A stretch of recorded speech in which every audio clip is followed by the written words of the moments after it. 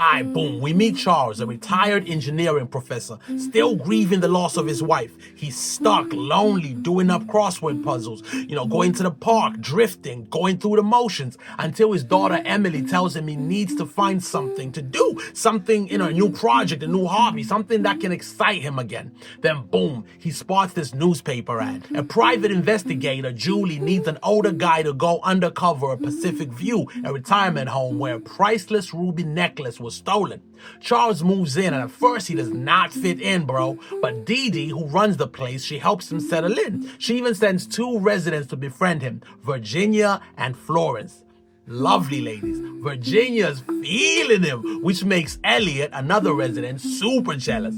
Elliot's watch goes missing and he blames Charles, but of course we know Charles didn't do it, so the thief is getting a lot more brazy. Charles starts joining all these activities to get more info on the residents. We're talking art class, poetry. Slowly he builds real friendships, real connections, especially with Calbert, the quiet dude who never opens up to anyone. They spend hours playing backgammon and chatting about love, life, loss, family. But the emotional center becomes Gladys, who's slowly slipping into memory loss. Helping her reminds Charles of his wife's decline. Tragedy hits when Florence suddenly dies and the whole community is shooketh. Charles leans in on Emily more and they grow closer as he tries to figure out who he is without his wife and without Florence and Gladys, who is now in the memory care unit. Dee Dee grows more and more suspicious and eventually busts him, so he comes clean just before he solves the case. And the thief?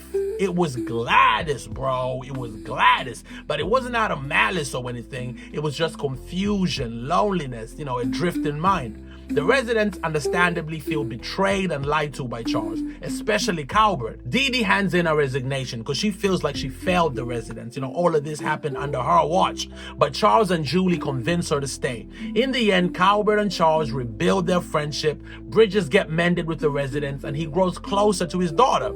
And Julie has another case that needs his expertise.